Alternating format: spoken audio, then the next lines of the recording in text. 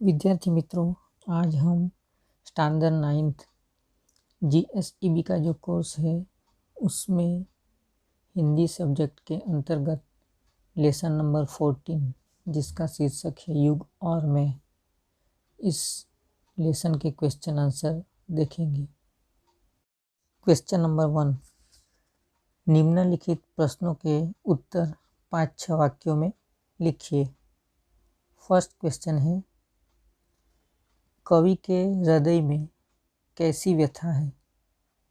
Answer है, कवि संसार में हो रहे संहार के दृश्यों को देखकर बहुत दुखी है। उसे लगता है कि ऐसी स्थिति में उसकी चिंता करने वाला कोई नहीं है। उसकी करुण कथा को सुनने में किसी की दिलचस्पी नहीं है। कवि अपनी पीड़ा के घूंट पी लेने में ही अपनी भलाई समझते हैं। सारी दुनिया को दुख में डूबी देखकर वह भी गम के समुद्र में डूब जाना बेहतर मानते हैं। उसे लगता है कि ऐसी स्थिति में उनका कोई भी निशाना सही बैठने वाला नहीं है। इस प्रकार कवि के हृदय में घोर दुख और निराशा है। क्वेश्चन नंबर 2, युग और मैं कविता का संदेश लिखिए।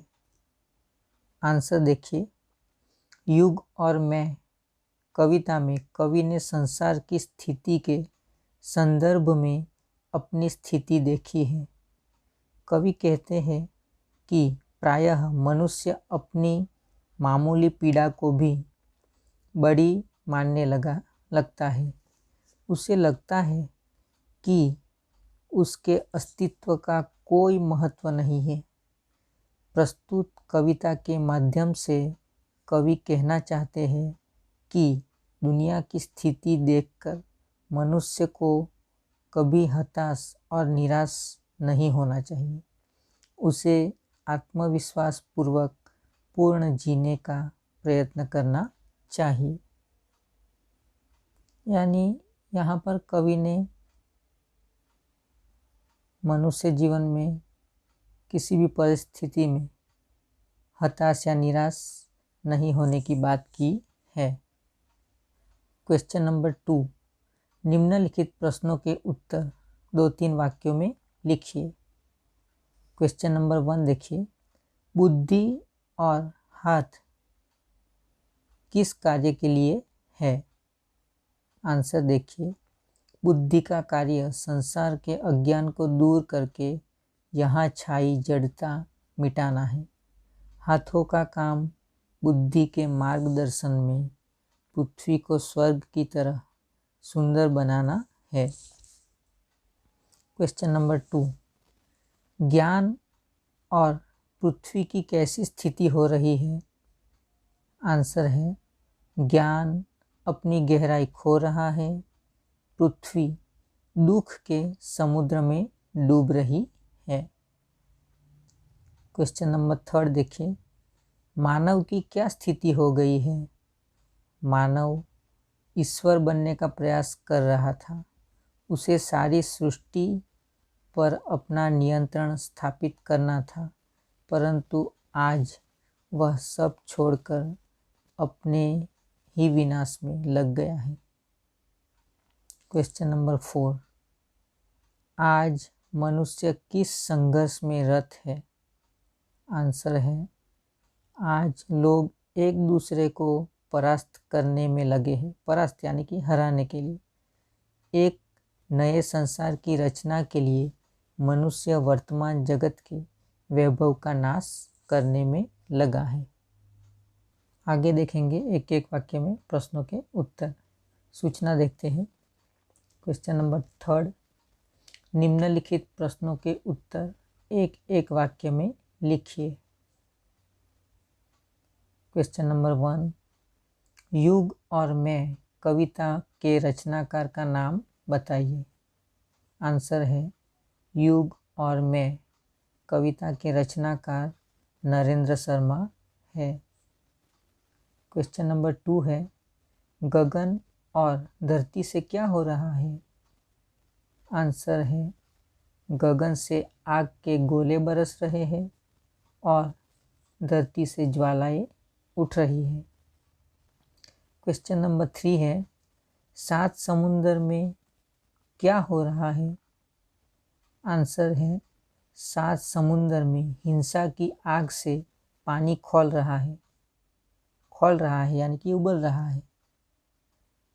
क्वेश्चन नंबर 4 देखिए, कवि अपनी व्यथा की चिंता क्यों नहीं करता? व्यथा यानी कि दुख। आंसर देखिए, जब सारी दुनिया व्यथा से ग्रस्त है यानी कि सारी दुनिया दुख में डूबी हुई है, तब कवि को अपनी व्यथा की चिंता करना व्यर्थ लगता है। क्वेश्चन नंबर 5, मनुष्य को हाथ किस लिए मिले थे? आंसर है मनुष्य को धरती पर स्वर्ग का निर्माण करने के लिए हाथ मिले थे। क्वेश्चन नंबर 6, मनुष्य को बुद्धि किस लिए मिली थी?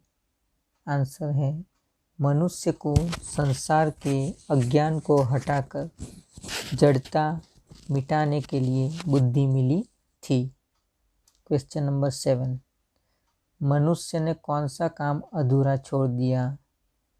आंसर है मनुष्य ने ईश्वर बनकर सारी सृष्टि यानी कि दुनिया, सारी सृष्टि को अपने वश में करने का काम अधूरा छोड़ दिया। क्वेश्चन नंबर 8, कवि को किसकी पीड़ा है? आंसर है कवि को मानवता जख्मी होने की पीड़ा है। क्वेश्चन नंबर 9, कवि को अपनी पीड़ा कैसी लगती है? आंसर है लाखों लोगों की पीड़ा के सामने कवि को अपनी पीड़ा साधारण लगती है। साधारण यानी कि सामान्य। क्वेश्चन नंबर 10, आज का वातावरण कैसा है? आंसर है आज का वातावरण विनाशक प्रवृत्तियों से भरा हुआ है। क्वेश्चन नंबर 11, कवि का क्या उलट गया है? आंसर है कवि का पासा उलट गया है। क्वेश्चन नंबर 12, कवि को किसका गम नहीं है? आंसर है कवि को अपने डूबने का गम नहीं है। क्वेश्चन नंबर 13, युग और मैं काव्य के शीर्षक का समानार्थी शब्द दीजिए। यहाँ पर युग और मैं काव्य के लिए समानार्थी शब्द के रूप में हम कविता और जमाना इस तरह से शब्द प्रयोग कर सकते हैं। क्वेश्चन नंबर 4, यहाँ पर काव्य की कुछ पंक्ति दी गई है जिसका भावार्थ या फिर आशय हमें स्पष्ट करना है। सूचना देखते हैं। क्वेश्चन नंबर 4, निम्नलिखित काव्य पंक्तियों का आशय स्पष्ट कीजिए। देखते हैं पहली पंक्ति,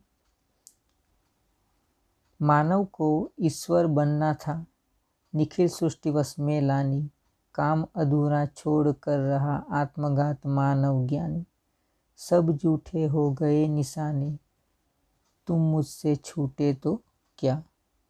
आंसर देखते हैं किस तरह से लिख पाएंगे या फिर लिखना है। प्रस्तुत पंक्तियाँ नरेंद्र शर्मा की युग और मैं कविता से ली गई है। इसमें कवि ने बताया है कि मनुष्य किस तरह अपनी प्रगति की राह से भटककर गुमराह हो गया है। मनुष्य ने विज्ञान के क्षेत्र में अनोखी सिद्धियां प्राप्त कर ली है। इन सिद्धियों के बल पर वह स्वयं को ईश्वर समझने लगा। ऐसी सिद्धियों वाले देश सारी दुनिया पर अपना अधिकार करने के फेर में पड़ गए। उन्होंने ईश्वर बनने की राह छोड़ दी और अपना ही विनाश करने लगे। कवि कहते हैं कि जब सबने अपनी राह छोड़ दी, राह यानी कि रास्ता, तो मैं अगर भटक गया तो इसमें मेरा क्या दोष। दूसरी पंक्ति देखिए, जाने कब तक घाव भरेंगे इस घायल मानवता के, जाने कब तक सच्चे होंगे सपने सबकी समता के, सब दुनिया पर व्यथा पड़ी है, मेरी ही क्या बड़ी व्यथा। आंसर देखिए किस तरह से लिखेंगे। प्रस्तुत पंक्तियाँ नरेंद्र शर्मा की युग और मैं कविता से ली गई है। इनमें कवि ने दुनिया के भविष्य के प्रति निराशा प्रकट की है। कवि कहते हैं कि वर्तमान यानी कि प्रेजेंस टाइम, संसार संहार की वृत्तियों में उलझा है, चारों ओर विध्वंस की स्थिति है। विध्वंस यानी कि विनाश, एक दूसरे पर प्रभुत्व स्थापित करने की होड़ है। प्रभुत्व स्थापित करना यानी कि कब्जा जमाना। ऐसी दशा में मनुष्य की बराबरी या फिर समता की बातें केवल बातें ही रह जाएंगी। जब तक संसार में शांति और भाईचारे की भावना नहीं होगी, तब तक मनुष्यता का वातावरण नहीं बनेगा, यानी कि निर्मित नहीं होगा। मानवता का वातावरण सर्जित नहीं होगा या फिर उसका निर्माण नहीं कर पाएगा। कौन? मनुष्य। बिना उसके मानव की समानता का आदर्श कभी व्यवहार में नहीं आ सकेगा। कवि कहते हैं कि जब सारी दुनिया गैर बराबरी की पीड़ा से परेशान है, तो मैं अपनी पीड़ा की क्यों चिंता करूं।